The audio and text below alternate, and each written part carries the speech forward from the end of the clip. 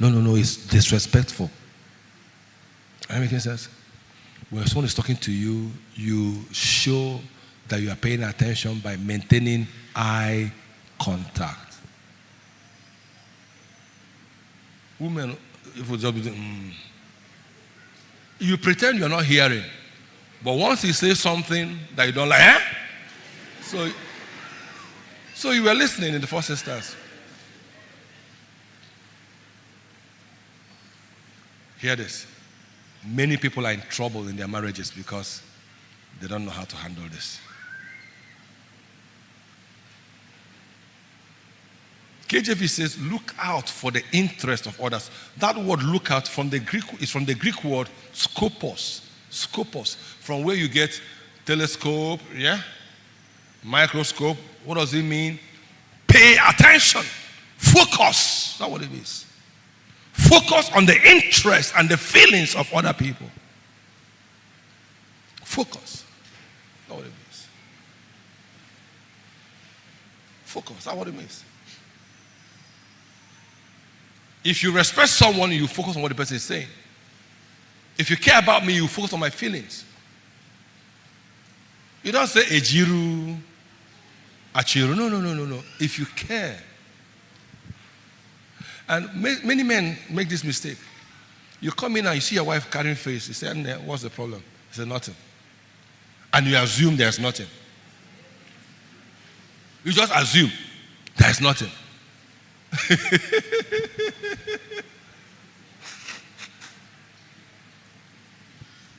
It's obvious that she's frowning.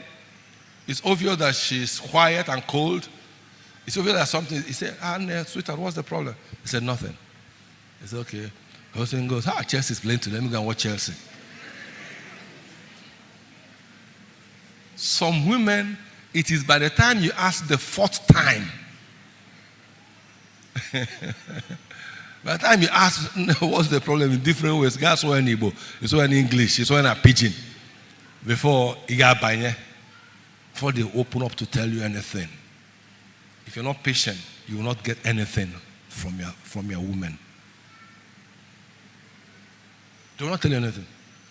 And why they are saying nothing? Because do you really care? That's what I'm saying. Do you really care? Do you really want to hear? Do you really want to hear? Do you have the time?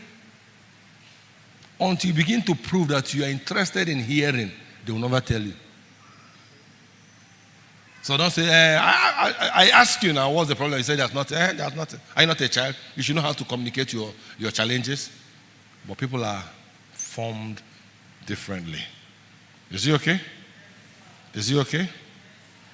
So pay attention, close attention to your partner's feelings, not just facts. Meaning, it's every time facts. Let's handle facts. Let's handle facts. It's okay. Facts means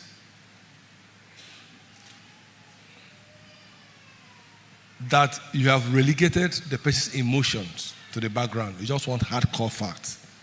The word there is solution. Finding a solution to this trouble. Finding a solution to the trouble. Finding what? A solution. Many times when we pay emphasis on facts, we are looking for ammunition that we can use to crucify you. We're looking for things that we use to knock you on your head that you are wrong. But the one who is looking for solution, that's the way the person behaves. Is he okay? So don't try to talk your partner out of the way they feel. Don't make them think that they are wrong to feel the way they are feeling. It's their right to feel the way they are feeling. Allow them to express themselves and finally use better arguments and better information to correct the way they feel. Because oftentimes it's called misunderstanding. She didn't really understand you, or he didn't really understand you. So once you bring more clarity, the misunderstanding disappears. But you must create the room to be what's the right word? You must create a conducive atmosphere for you to be able to bring in clarity. When people are shouting, when there's distortion, you cannot bring clarity. Because people's ears will be blocked to hear what you're trying to say. So your job is to make them relax, allow them to vent. When they are done venting, you now start to bring more clarity. Is it okay? Is it okay? Is it okay? Shall I go to Jesus? So you must let them to unload emotionally. Let them unload. You know, a person who is hot is carrying a heavy load. Heavy load. When somebody goes to the market and comes back carrying a heavy load, before you talk to the person, help the person bring down the load. Now, no biam. Before you start talking. But what we do, the person is loaded with heavy burdens and we want to deal with the issue right now. No. Help them unload their emotional challenges so you can really have a good discussion with them. Finally, if time allows us, by the way, there's something missing there. When the person is speaking, don't be defensive. Don't be defensive. Nothing stops the flow of reconciliation like being defensive. And how do you know you're defensive? You're not even allowing her to land and you're saying your own. See, I thought ikuchakwa kankwo, ikuchaka kankwo, ebe nyi neje, ebe mbada neje, mangwele. Do you know that song? Mike Ejiara. Where are they? By the way, I love the video. I love the video. I love that guy. Look at what he did for Okoro Jr. Not just him. Look at the way he shares his money. He gave Okoro Jr. $1 million with joy in his heart. And someone is saying, Pastor, why would you say you love the video? He sings secular songs. You where they pray 100 hours, where they love where you get for your heart. Who you don't hear before with all your prayers. You pray 100 hours a day. Have you seen your love? Davido's heart has more love than the heart of many pastors. Back to my message.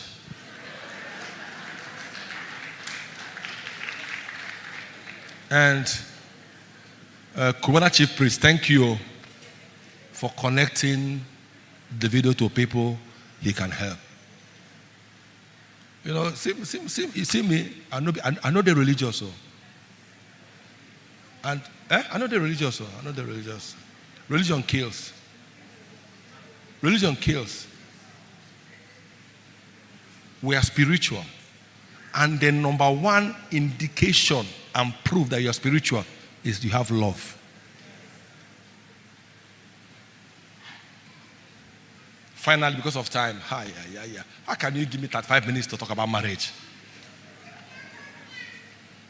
How can that happen? Last one, I must take this last one. We'll continue when next we'll see.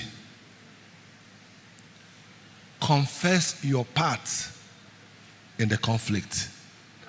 What I mean by that, accept your own mistakes up front. You hear what I said? Accept your own mistakes, what? Up front. Understand? I was talking to a man who's having issues with his wife.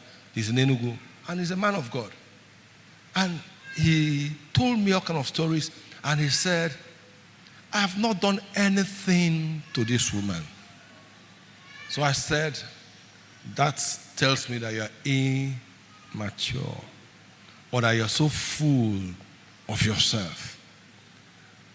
There are two sides to every conflict. There's something you have done that is making her respond to you the way you think she has been responding to you. And the worst position to be in is to be in the position where you are ignorant of your bad behavior. You don't accept that you are doing anything wrong that is upsetting this woman. So anyone who says, I have not done anything wrong is ignorantly arrogant. Be man enough, be woman enough to admit where you are wrong. So I'm sorry, I did this, I'm sorry about it. And you know, once you admit the part of the conflict that you caused, It brings peace. Suddenly there's calm. Suddenly tension dissipates. For me, my wife is here, those days, early days of marriage. Anytime she brings an issue, the first thing I do, she see if I'm lying, tell them, is that I say, I am sorry, before I explain myself. I'll say, I am sorry. By the time the person came for war and you say, I am sorry, what happens? The person...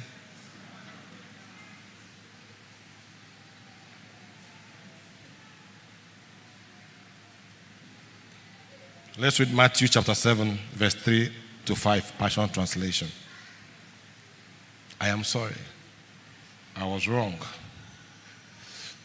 Matthew chapter 7, verse 3 to 5, Passion Translation. So I told the guy, with this mindset of I have not done anything wrong, you will never arrive or achieve reconciliation. Never. Never. So why would you focus on the flaw in someone else's life and fail to notice the glaring flaws of your own? How could you say to your friend, let me show you where you are wrong, when you are guilty of even more? You are being hypercritical. Not, you say hyper. Not hypocrite. Hyper is higher than hypo.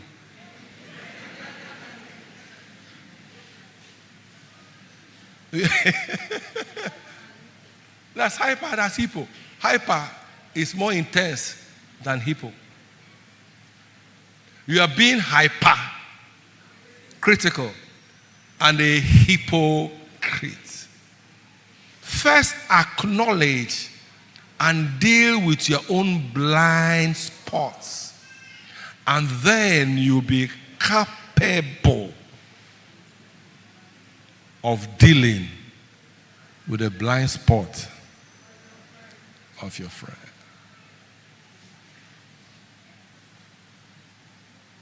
So that matter you have been going around telling your cousins, your brothers, your sisters, your family about what your partner did, go back and tell them what you did. Sister-in-law, anytime you hear, you go and start fighting, you be fool. Ask your brother, what did you do? When people bring issues to me about their partner, after telling their story, one question I ask them, what is it that your partner is complaining about? That question always takes them off guard, because they have never thought about it. Their consciousness is full of what they have done to them. So but when you ask them, after they have finished talking, and say, what is it that your wife is complaining majorly about you? Suddenly it looks like a scale falls off their eyes. Because it is at that point that balance begins to set in. You have been complaining 10 things, but what is that thing she complains about you? What is that thing he complains about you? Someone say, nothing. That's nothing like nothing. Bring your wife, let me hear from her. Many times, most of them will run away, they won't come back again.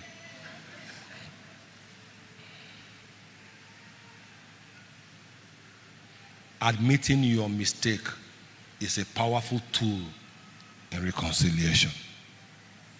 Admitting your mistake is a powerful tool in reconciliation.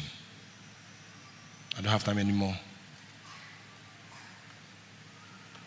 Attack the problem and not the person. Attack the problem and not the person. How do you attack the person? You are discussing about the challenge and you say you are an idiot. Or you're always like this. And some of you will even bring the person's parents into it.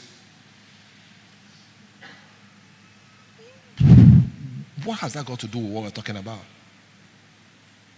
Let's deal with the situation, not my person.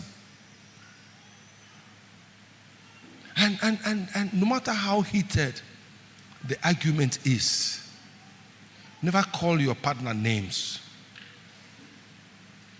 You hear me? Some of you use your partners to express how knowledgeable you are with street language. You call your partners unprintable names. One lady was complaining with that when the husband started to call her names, he can call her names for 15 minutes. Very creative person. Actually creative. Call her names. So he said, Pastor, there's no name, there's no bad name my husband has not called me.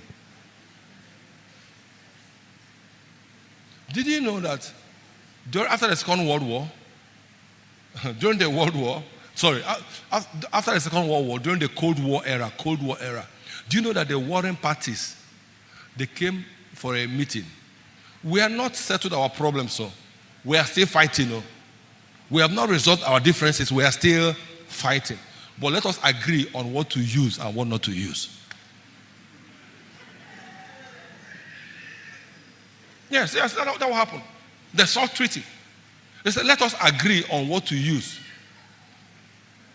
SALT Treaty is the Strategic Armament Limitation Treaty. The West and Russia, they said, let us agree. We are still fighting. We have not settled our problem. But let us agree on the kind of weapons we